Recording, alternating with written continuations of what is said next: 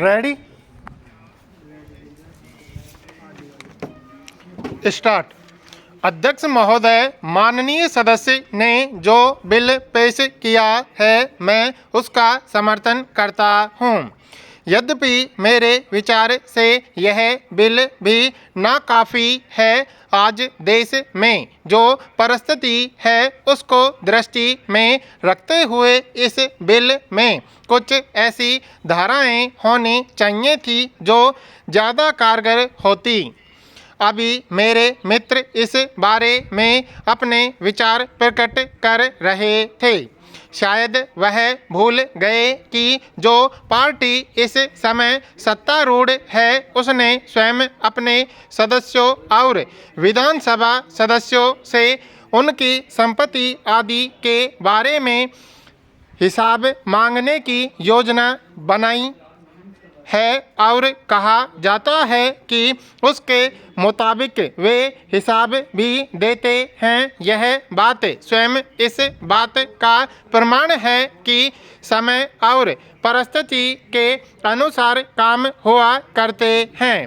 कागज पर लिख देना कि मिनिस्टर जिम्मेदार होता है, इससे ही अगर कुछ हो जाता हो तो जो घोटाले रोजाना हो रहे हैं वे न होते। इसलिए यह जरूरी है कि इस तरह का बिल लाया जाए और उसको क्रियाशील बनाया जाए। मैं नहीं समझता कि सरकार इसका विरोध करेगी या इस बारे में कोई आपत्ति करेगी। मेरे मित्र ने कहा है कि वह भी हिसाब देने वालों में हैं और सब लोग हिसाब देते हैं, लेकिन किस तरह के हिसाब दिए जाते हैं और उनके बारे में क्या अमल होता है वह इस विषय पर ठंडे दिल से विचार करेंगे तो स्वयं सही निर्णय कर सकेंगे। वास्तविकता यह है कि ऐसे ऐसे उदाहरण मौजूद हैं कि जिन लोगों के पास आज़ादी से पहले खाने को नहीं था, जिनके पास कोई काम नहीं था, आज उनके पास बहुत सी जायदाद है, बहुत सा रुपया है, बहुत सा रोजगार है। वह सब कहाँ से आ गया यह जानने में कोई मुश्किल नहीं हो सकती है अगर नीयत साफ हो। इस बिल में इतनी बात रखी गई है कि मंत्री महोदय सालाना अपना हिसाब पेश करें, लेकिन सांसदों के लिए अपना हिसाब पेश करने की अनिवार्यता इस बिल में क्यों नहीं रखी गई है, उसका स्पष्टीकरण मंत्री महोदय देने की कृपा करें। इसका प्रावधान तो संयुक्त समिति ने अपनी रिपोर्ट में स्पष्ट रूप से किया था।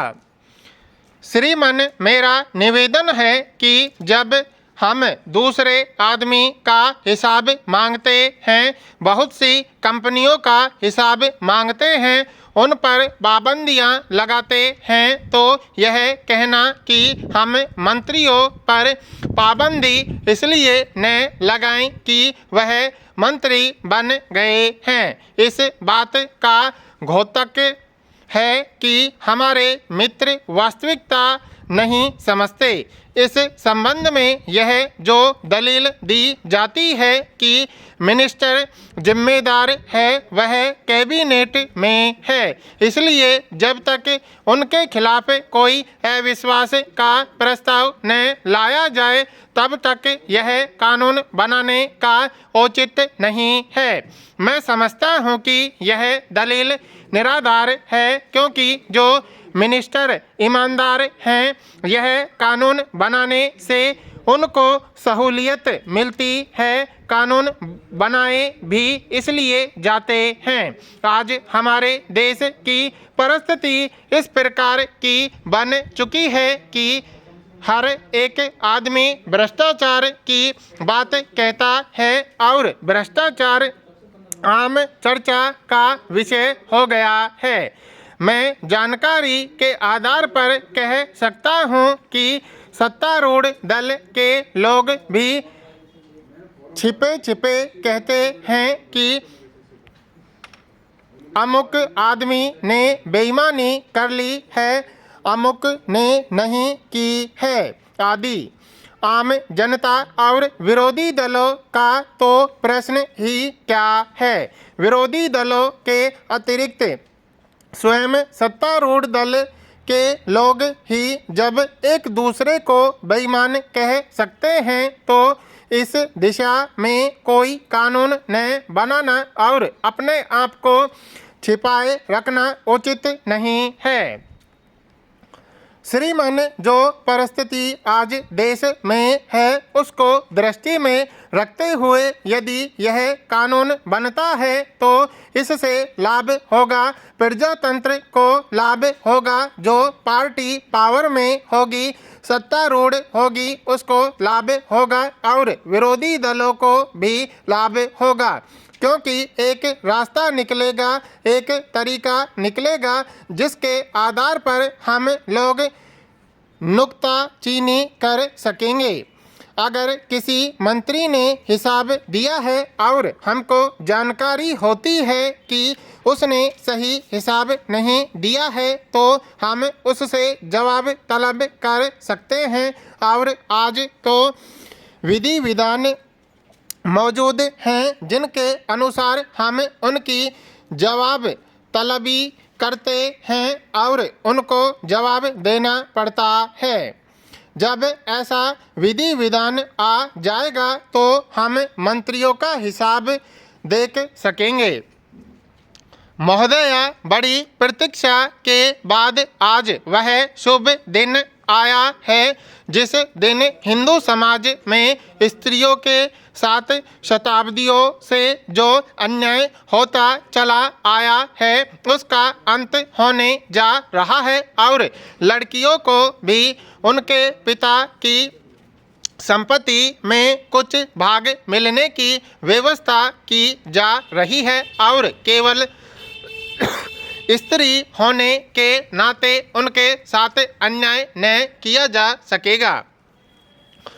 उपाध्यक्ष महोदय, आज न जाने कितने लोग हमारे यहाँ से बाहर विदेशों में जा रहे हैं और इंटरनेशनल कॉन्फ्रेंसेज में भाग ले रहे हैं और वहाँ जाकर भारत की ओर से ह्यूमन राइट्स और इक्वल ट्रीटमेंट आदि सिद्धांतों का संदेश दे रहे हैं और इस बात का प्रचार कर रहे हैं कि संसार में मनुष्य मनुष्य के बीच में एकता हो और आपस में समानता हो।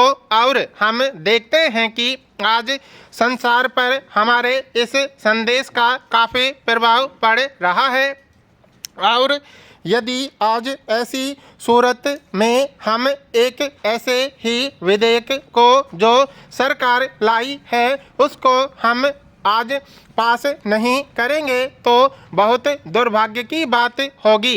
इस कारण आज हम सदस्यों को इस बिल को तुरंत ही पास कर देना चाहिए जिससे कि यह लागू हो और जो अन्याय हम लोग एक स्त्री के साथ महज स्त्री होने के नाते करते रहे हैं, इस धब्बे को आज उस कलंक को हमें भारत माता के माथे पर से धोना होगा।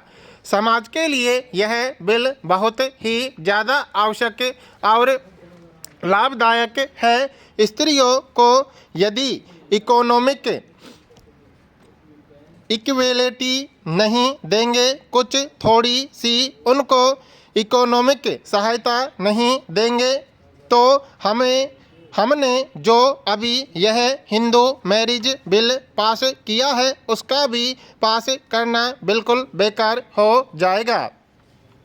कुछ लोगों को जो इस बात का भय हो रहा है कि लड़की को बाप की जायदाद में यदि कुछ भाग मिल गया तो समाज का तख्ता उलट जाएगा, पारिवारिक जीवन उलट जाएगा और भाई बहनों में प्रेम नहीं रहेगा और कलह पड़ जाएगी। तो मैं उन भाइयों से पूछना चाहूँगी कि आज जिन जातियों में बहनों को हक दिया जाता है, लड़कियों को पिता की प्रॉपर्टी में हिस्सा मिलता है, तो क्या उनके वहाँ भाई बहनों में प्रेम भाव नहीं रहता? इसके अलावा आज हम देखते हैं कि जो पुराने कुटुंब थे और संयुक्त परिवार चले आ रहे थे, वह आज शहरों में तो समाप्त हो रहे हैं और देहात में भी टूटे रहे हैं।